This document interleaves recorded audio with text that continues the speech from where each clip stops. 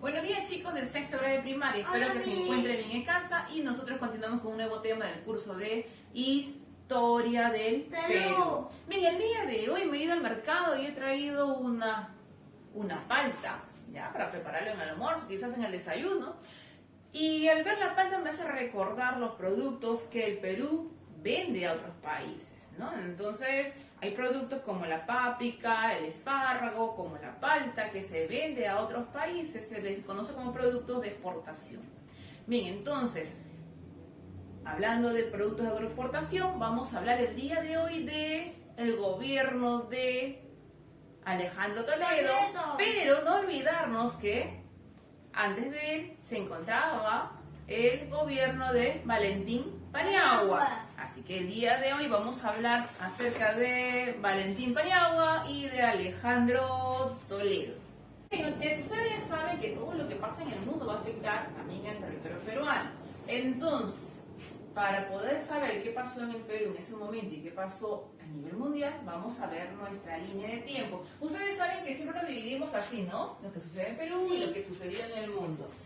Bien, lo que va a suceder en el mundo en el año 2001, algo que va a conmocionar al mundo entero, va a ser el atentado de las Torres Gemelas. ¿Qué pasó? En ese atentado vamos a ver el ataque terrorista, cuyas explosiones, ya, ellos van a dirigir unos 2 aviones comerciales y estos aviones se van a ir hacia estas torres, que eran la más alta de Estados Unidos, ¿no? Conocida como las Torres Gemelas, ocasionando la muerte de cientos de personas. Fue transmitida en forma directa cuando se llega a dar este atentado.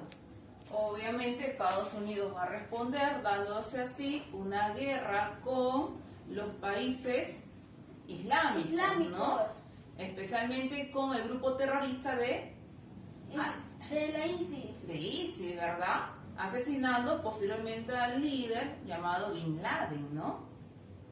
Entonces, mientras eso pasaba a nivel mundial en el año 2001, recordemos quiénes estaban gobernando hasta el año 2000.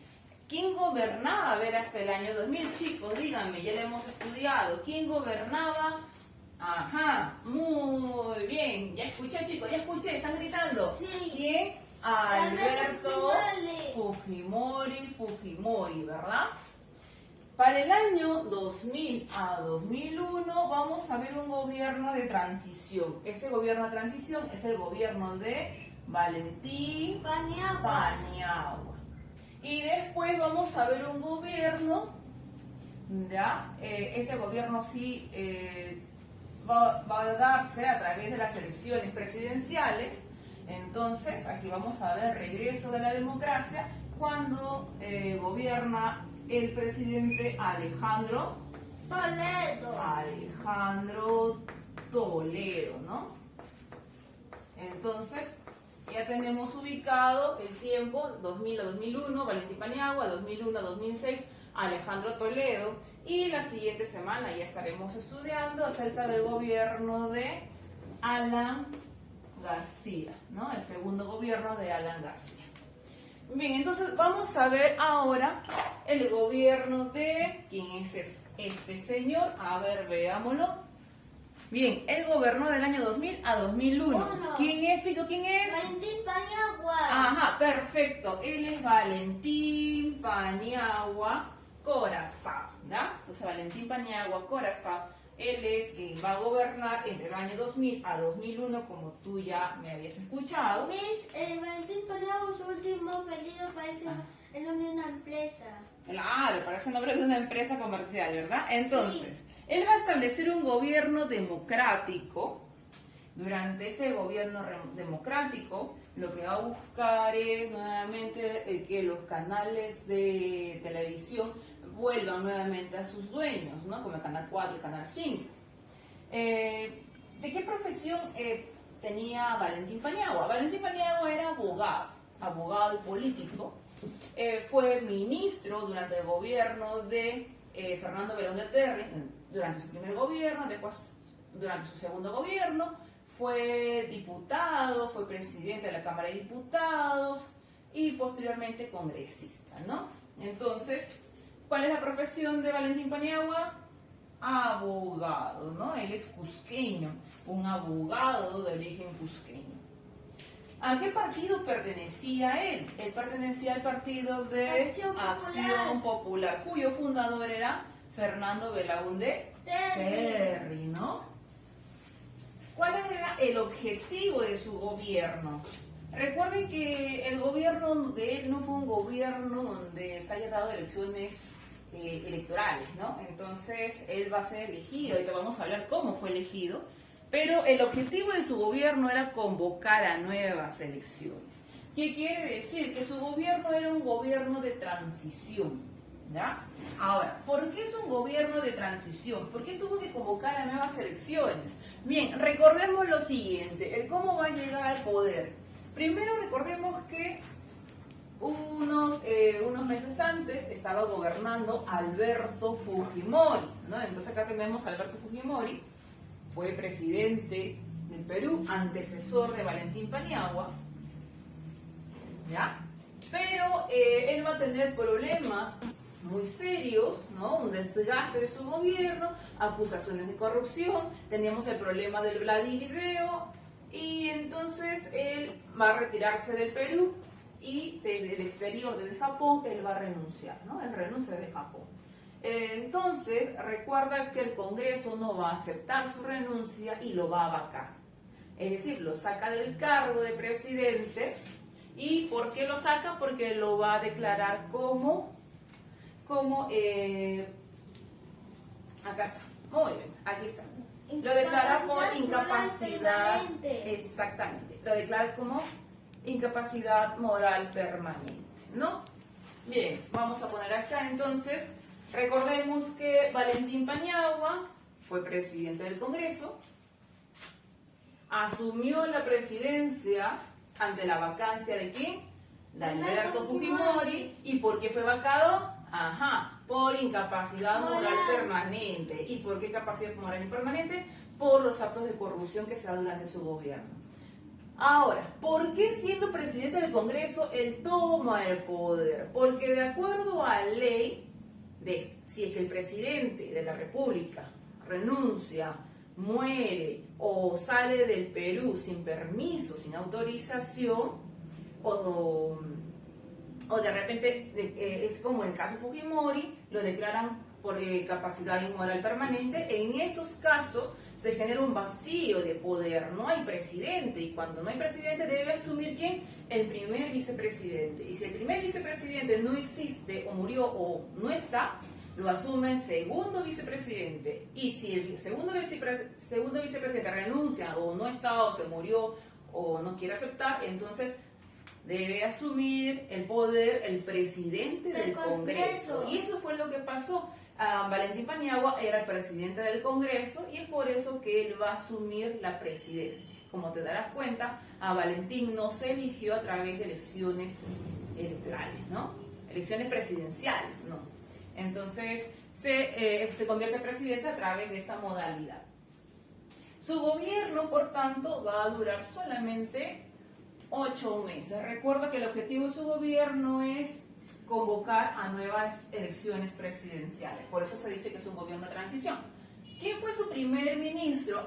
Cuando él asume el mando, ese mismo día, él comunica de que su primer ministro será Javier Pérez de Cuellar. Recuerda que es una persona muy reconocida a nivel mundial, es un gran político, ex secretario general de la ONU, entonces es la persona idónea para que lleve este cargo, ¿ya? Bien, entre las obras que se hizo, recuerda que no tiene mucho tiempo, así que entre las obras que él va a realizar son las siguientes. Firma el contrato de explotación del gas de Camisea. Recuerda que el gas de Camisea fue descubierto durante el gobierno de Alan García Pérez, pero después de 20 años, imagínense, ya pasó bastante tiempo, recién se firma el contrato de explotación del gas. También otra de las cosas más importantes que podemos destacar es el proceso de la búsqueda de la verdad, ¿no? ¿En qué consistía? En la Comisión de la Verdad y Reconciliación. Ahora, ¿por qué tenemos que buscar la verdad y la reconciliación? Bien, La búsqueda de la verdad es para saber qué sucedió durante los años de violencia terrorista. Entonces se genera una comisión, un grupo de investigación y tenemos acá personas de distintos lugares del Perú que se van a acercar para dar su testimonio, ¿no? Entonces tenemos el testimonio de personas víctimas de terrorismo, vamos a hablar de personas muertas, desaparecidas. Entonces estos familiares quieren comunicar, quieren hablar lo que pasó y quieren también saber qué sucedió con sus familiares desaparecidos hasta ese momento. Entonces, esta comisión de la Verdad y Reconciliación, CBR, ya también se la conoce como la CBR, tiene por objetivo principal elaborar un informe sobre la época de la violencia durante el periodo de terrorismo en el Perú, desde el año de 1980 Hasta el 2000. hasta el 2000, o sea, 20 años de violencia, ¿no? En el territorio peruano. Entonces, estos años de violencia dentro del territorio peruano van a ser vistos no solamente por la acción del terrorismo, de Sendero y el MRTA, sino que también se va a ver la violencia dada desde el lado de las Fuerzas Armadas y policiales, ¿no? De todas maneras, los campesinos se encontraron en medio de dos frentes, en medio del ataque terrorista y en medio del ataque de los militares, ¿no? Entonces, en medio de ese enfrentamiento estaban los campesinos, los cuales se vieron muy afectados. ¿Quién fue el que presidía esta comisión? Acá tenemos a Salomón Lerner Febres, ¿no? Él es quien va a presidir la comisión de la investigación. Entonces, presidente de la Comisión de la Verdad, Salomón Lerner Febres. ¿Ya? Entonces, pero te digo que la Comisión de la Verdad es buscar la verdad, pero ¿por qué reconciliación? Porque a través de la búsqueda de la verdad lo que tratamos es reconciliarnos, la población en los distintos estratos sociales y reconocer que hubo una ausencia del Estado, ¿no? Y esa ausencia del Estado y la pobreza hizo de que se incrementara la violencia terrorista, especialmente en las comunidades campesinas y en las comunidades selváticas. Bien, terminado el gobierno de Valentín Paniagua, se proclama elecciones presidenciales. En esas elecciones presidenciales vamos a ver a tres personajes importantes. Vamos a ver a Alejandro Toledo, Alan García y una mujer. ¿Quién es esta mujer? Es Lourdes Flores Nando, una de las primeras candidatas a la presidencia de la República, aunque postuló varias veces, pero no logró ganar, lamentablemente. Hasta ahora ninguna mujer es presidenta del Perú. Bien, se llega a segunda vuelta electoral, llegando Toledo con un 52% y Alan García obtuvo el 47%. Entonces, quedan los dos en segunda vuelta y finalmente el ganador va a ser Alejandro Toledo Manrique. Entonces tenemos ahora como presidente a Alejandro Toledo. Chicos, Alan García, recuerden que su primer gobierno fue desastroso. Él no estaba en el Perú, él estaba en Europa. Pero a pesar de esto, después de varios años regresa y el pueblo, la población lo aclama, ¿ves? Entonces a veces nos falta un poco de memoria, ¿no? Bien, chicos, entonces parece que es la historia del Perú. Bien, tenemos entonces el gobierno de Alejandro Toledo Manrique. Aquí lo tenemos. Su esposa, Elian Cart, lo llamaba el Pachacote. Mi esposo es sano y sagrado, decía ella, ¿no? Entonces acá tenemos a Alejandro Toledo, de origen ancashino, él nació en Cabana, y va a gobernar entre el año 2001 al 2006. ¿Qué profesión tenía él? Si Valentín Paniagua era abogado, en el caso de Alejandro Toledo era economista. Él hablaba acerca de sus orígenes. Él había nacido en una casa pobre, era humilde, ¿no? Habla sobre sus orígenes humildes, dice que incluso fue aquellos niños que ilustraban botas, ¿no? Ilustrador de zapatos. Entonces, él se prepara y miren, cuando uno se esfuerza, uno logra grandes cosas. Él se fue a estudiar a Harvard. ¿Qué estudió en Harvard? Economía. Entonces él de profesión es economista. Cuando llega al Perú, él cuenta sobre esa experiencia suya que inspiró a muchas personas para salir adelante. Partido político. Su partido político es Perú Posible. ¿ya? Acá tenemos la chacana incaica, siempre inspirado en el imperio de los incas. Por eso siempre le bromeaban, hasta le decían que él era el Pachacútec, ¿no? La reencarnación del Pachacútec.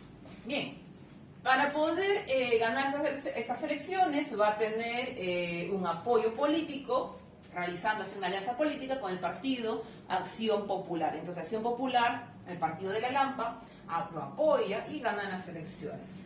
Si te darás cuenta, entonces nuevamente hemos regresado a elecciones electorales.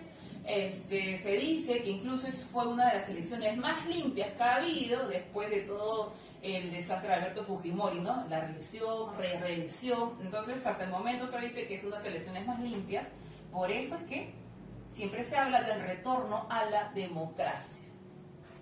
En el aspecto económico, bien, vamos a recordar lo siguiente. Alan García nos deja un país con hiperinflación, un país todavía con problemas de terrorismo muy grave, y cuando llega el gobierno Fujimori, hablemos las cosas positivas, estabiliza económicamente al Perú, la hiperinflación disminuye, desaparece, entonces el Perú ya está estable económicamente, y bajo esa base de estabilidad económica y habiendo luchado y vencido al terrorismo, entonces ingresa Alejandro Toledo, aprovechando esa base económica, ¿ya? Entonces, su gobierno se va a caracterizar porque se va a dar un crecimiento económico. Incluso él, cuando se presenta en las elecciones, en la campaña electoral, él habla, reconoce ese aporte de Alberto Fujimori.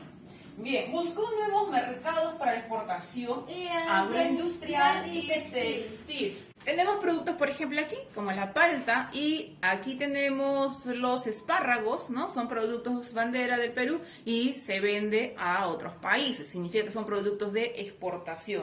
Entonces, tenemos productos de exportación, tenemos grandes productores. Ahora necesitamos mercado. ¿Hacia dónde lo vamos a llevar? Estamos produciendo, chicos, en otros países se quedan admirados nuestros productos que son de muy buena calidad, y ahora hay que buscar mercado. Entonces se van a abrir los mercados, se firman acuerdos comerciales para eso y se firman los TLC.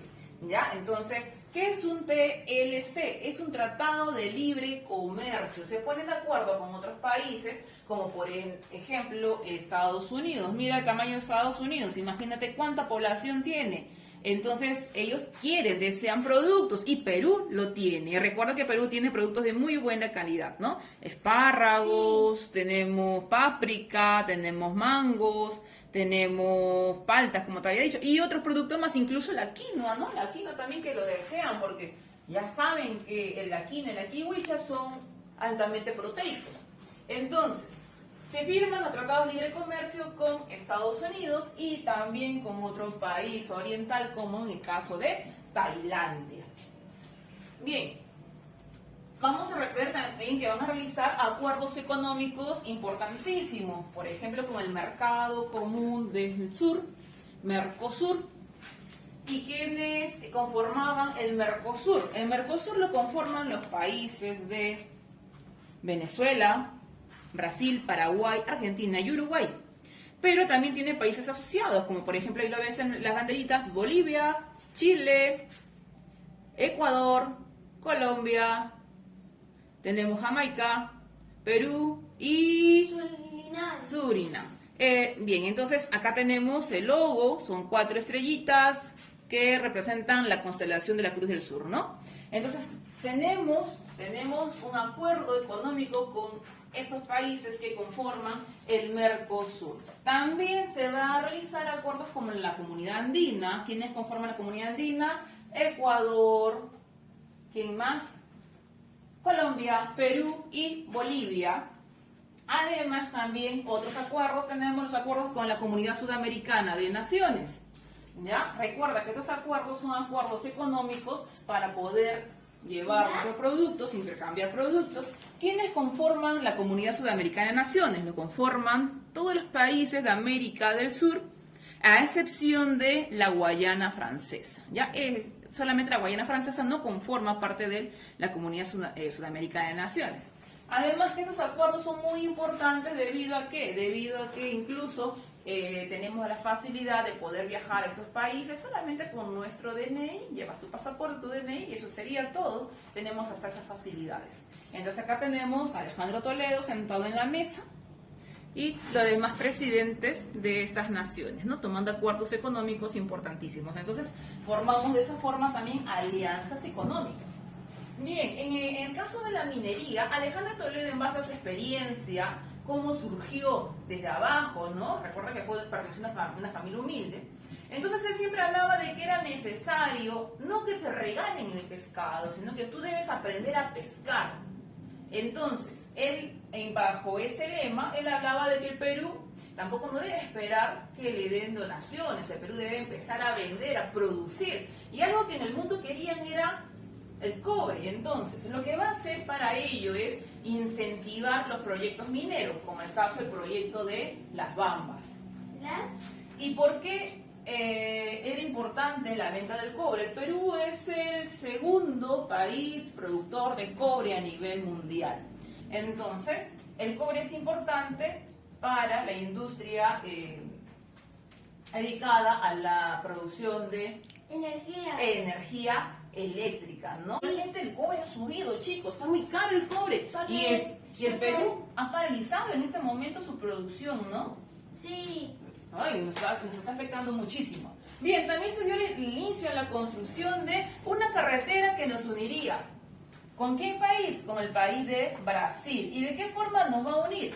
Nos va a permitir, a Casa Perú, nos va a permitir salir hacia el Océano Atlántico, cruzando por el territorio de Brasil. Y en el caso de los brasileños también pueden llegar hacia el Océano Pacífico.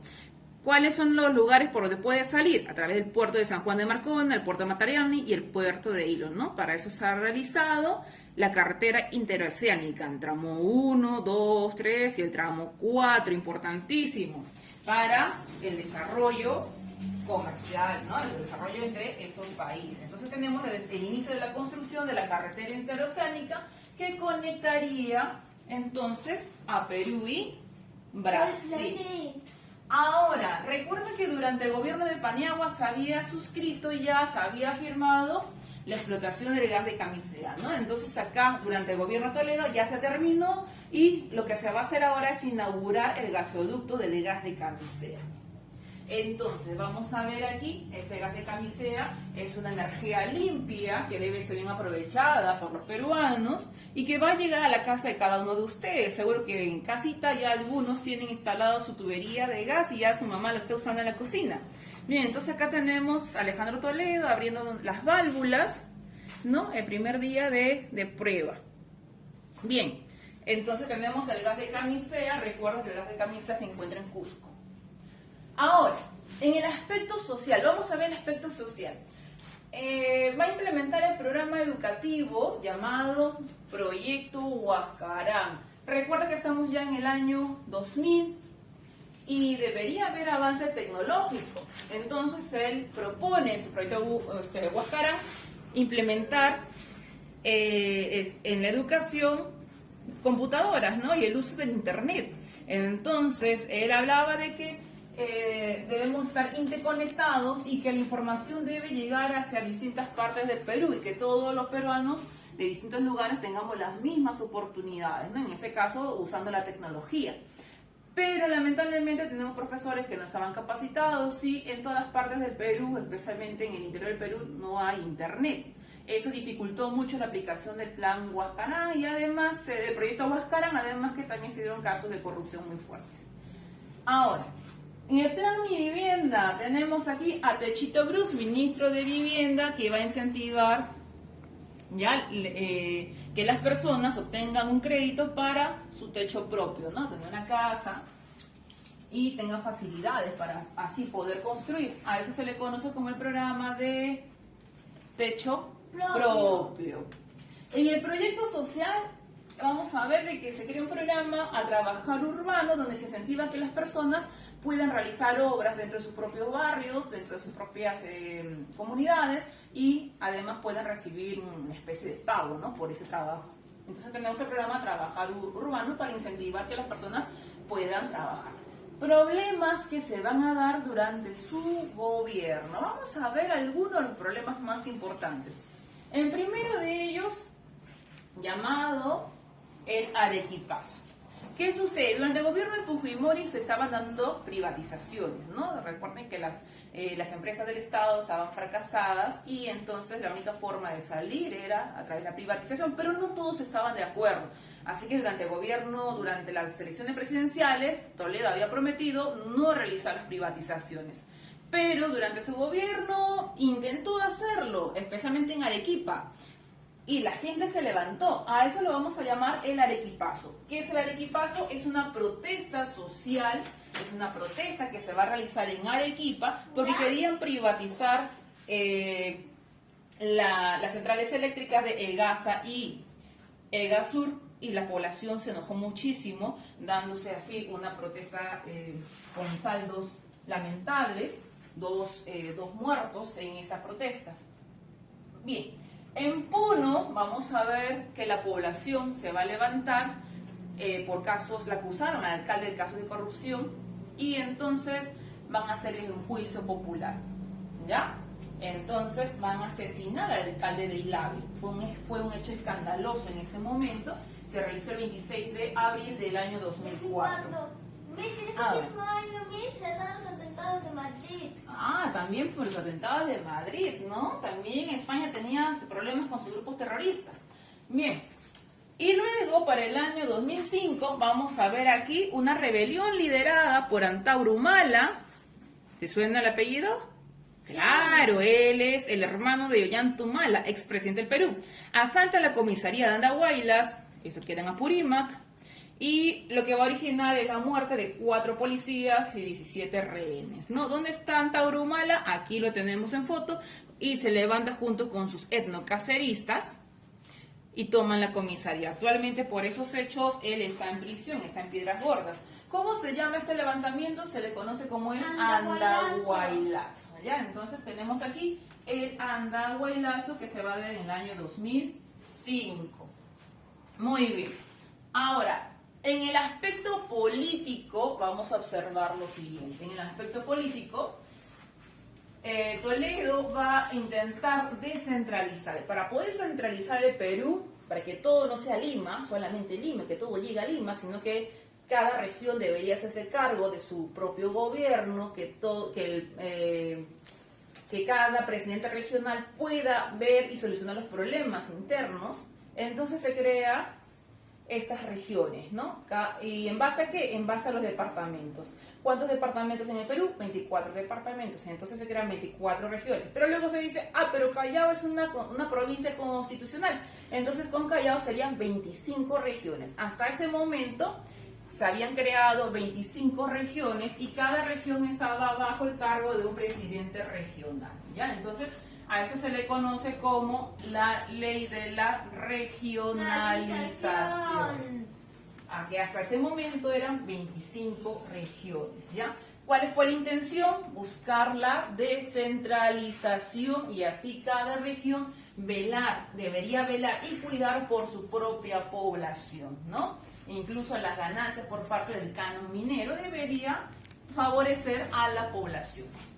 Ahora, para el 28 de agosto del 2003, la CBR, la Comisión de la Verdad y Reconciliación, terminó por fin con su informe. Entonces, ellos van a presentar el informe final de la Comisión de la Verdad y Reconciliación. Entonces, este informe lo que va a hacer es permitir conocer los daños ocasionados por la violencia terrorista y la conclusión que llegaron era lo siguiente, que Sendero había provocado 60.000 muertes durante estos 20 años de violencia y se le entrega unos 12 tomos con todos esos testimonios al presidente Alejandro Toledo, ¿no? Tenemos acá, la barbarie terrorista desató condenables crímenes de agentes del orden. Entonces, no solamente tenemos violencia por parte de los terroristas, sino también por parte de los agentes militares, pero que muchos de ellos ya fueron sentenciados por sus delitos. Conclusiones a las que llegaron. Murieron alrededor de 69.280 personas, alrededor de 70.000 personas murieron en aquella época, en aquella vez. Eso va a provocar también enormes pérdidas económicas, poblaciones que van a abandonar, ¿no? Personas que van a abandonar su pueblo, van a pueblos fantasmas. Y la población campesina fue una de las más afectadas, ¿no? También durante este momento lo que se va a hacer es la búsqueda de quién, de los desaparecidos por el terrorismo, y también la entrega de cuerpos de pobladores que fueron asesinados e enterrados en las fosas comunes. Entonces lo que se busca es la justicia y que esa justicia nos lleve a una tranquilidad, a una reconciliación. Entre los escándalos, ya para terminar el gobierno de Toledo, vamos a unos escándalos que marcaron su gobierno y fue escandaloso, fue el reconocimiento de su hija Saraí. A eso se le conoce como el escándalo Saraí, ¿no? Una hija que tuvo fuera del matrimonio y que él se negó a reconocerle y finalmente salió aceptando que era su hija. Bien, chicos, entonces así hemos quedado con nuestra clase. No olvides hacer las tareas y nos vemos la siguiente semana. Cuídense, chicos.